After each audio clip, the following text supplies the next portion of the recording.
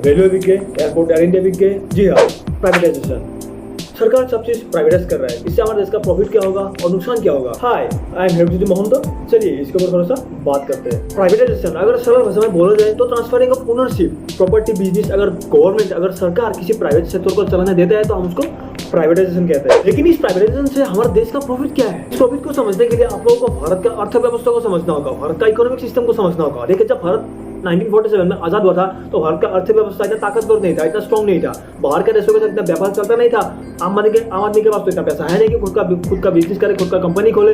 तो जरा से जरा चीज सरकार चलाता था। लेकिन सरकार के पास भी इतना पैसा का, इतना फंड का कि सब चीज सरकार चलाए। और जरा से ज्यादा लोग, आम लोग एग्रीकल्चर सेक्टर के ऊपर भरोसेमंद थे। ऐसे ही चलते चलते इकोनॉमिक क्राइसिस देखने को मिल गया, आर्थिक संकट देखने को मिल गया।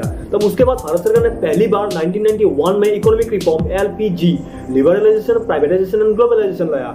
और बहुत लोगों को प्राइवेटाइजेशन सही लगता है और बहुत लोगों को गलत। और बहुत लोगों का मानना यह भी है कि प्राइवेटाइजेशन अभी कुछ सालों में ही आया हुआ है, लेकिन नहीं।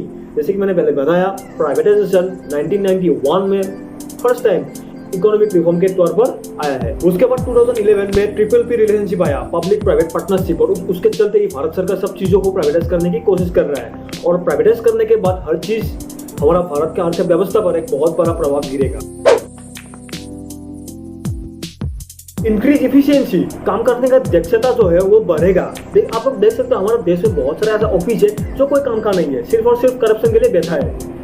हम लोग किसी ऑफिस में जाएंगे तो लंबा सा हमारा काम के लिए लंबा सा लाइन लगना पड़ता है। और लंबा सा लाइन लगने के बाद भी जब हमारा समय आता है, हमारा टाइम आता है, तब उस काम के लिए भी हमको पैसा देना पड़ता है। करप्शन। बहुत सारा ऑफिस है जो टूटा फूटा हुआ है, मकड़ी का जला पड़ गया है, टेक्नोलॉजी भी ओल्ड यूज करता है। और बहुत सारा ऑफिसर्स, बहुत सारे एम्प्लॉइज है जो सिर्फ करप्शन के लिए बैठा है। वो कुछ सोचेगा ना, उससे कुछ नया टेक्नोलॉजी निकलेगा। सिर्फ और सिर्फ सरकारी होने के नाते सरकार उसको सैलरी पे करता है, सरकारी तनख्वाह लेता है। लेकिन इतना सारा पैसा उसके पीछे लगाने के बाद ना कुछ नया निकला है, ना कुछ नया टेक्नोलॉजी आगे भी निकलेगा। जो सैलरी सरकार पे कर रहा है वो इनपुट हो गया और आउटपुट के तौर पर निकल रहा है सिर्फ और सिर्फ करप्शन। इसीलिए जिससे कोई भी आउटपुट नहीं निकलता हो उसको निकल दिया जाएगा।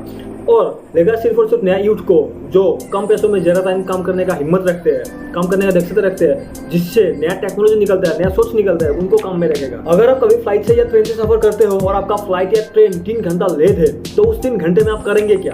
खाएंगे, पिएंगे, घूमेंगे, मोबाइल छूएंगे, फिल्म देखेंगे, एट लास्ट आपको बोर होना ही है। लेकिन उस 3 घंटे में उस रेलवे स्टेशन में, उस एयरपोर्ट में अगर एक पार्क हो, एक स्विमिंग पूल हो, एक लाइब्रेरी हो जिसमें आप बुक्स पढ़ सकते हो, एक सिनेमा हॉल हो जिसमें आप लोगों के साथ फिल्म देख के एंजॉय कर सकते हो, ये सब चीज को सरकार को करने के लिए सरकार के पास इतना पैसा भी नहीं है, इतना फंड भी नहीं है। और किसी तरह कर भी लिया तो हम लोग ही 2 दिन के बाद तोड़ेंगे, फोड़ेंगे, स्पीड करेंगे, क्योंकि हम लोग इंडियन है। हमारे यहाँ सिर्फ और सिर्फ सरकारी नौकरी को वैल्यू दिया जाता है। बाकी सरकारी सामान चीज तो आगे जावे और सरकारी नौकरी देख के बेटो लड़की भी आवे तो बाकी सामान का कहाँ वैल्यू होवे। लेकिन अगर प्राइवेट कंपनी के अंदर चला गया तो अच्छा सर्विस मिलेंगे, साफ सुथरा रहेगा, कोई सामान को तोड़ने फोड़ने की कोशिश नहीं करेंगे, जो रूल्स होगा सब लोग फॉलो करेंगे। कंपनियों का जो प्रॉफिट होगा उसका 10 to 15% प्रॉफिट हमारा भारत सरकार को देना पड़ेगा। विदाउट एनी इन्वेस्टमेंट हमारा भारत सरकार रेवेन्यू कमाएगा। तो हमारे भारत का इकोनॉमी के लिए एक बहुत बड़ा प्रभाव है ये। और लोगों को लगता है कि हमारा इंडियन रेलवे पूरी तरह प्राइवेटाइज हो गया है। नहीं, अभी तक पूरी तरह प्राइवेटाइज नहीं हुआ है। अभी तक सिर्फ और सिर्फ 109 रूट और 35 सालों तक 150 ट्रेन कॉन्ट्रैक्ट में चलेगा। और उसमें 12 क्लस्टर्स रहेंगे, हर क्लस्टर्स के अलग अलग पॉलिसी रहेंगे, अलग अलग नियम रहेंगे। जर्मन में भी ऐसे ही शुरू किया गया था कि क्या रिजल्ट आता है, लेकिन वो लोग सक्सेस हो गया है। लेकिन अभी हमारा इंडिया भी देख रहा है, ऐसे ही शुरू कर रहा है, तो क्या रिजल्ट आता है वो लोग भी देखेंगे। इंडियन रेलवे को 2030 तक 50 लाख करोड़ रुपया इंडियन रेलवे में इन्वेस्ट करना है। तो लेकिन इतना फंड तो हमारे रेलवे के पास है नहीं, तो क्या करेंगे?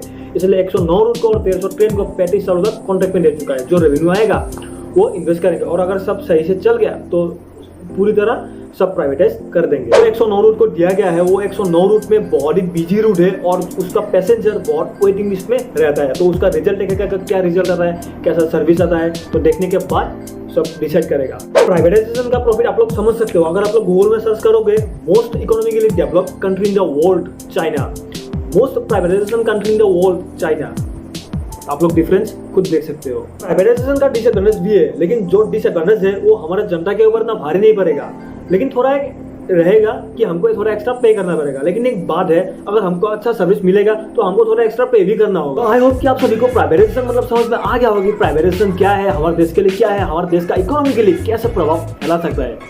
तो वीडियो में अगर कुछ गलती हो गया है तो आप लोग कमेंट करके जरूर बता सकते हो। और वीडियो को अच्छा लगे तो लाइक करना, शेयर करना, कमेंट करना एंड चैनल को सब्सक्राइब करना, साथ मेरा बेल को जरूर दबाना। Thank you.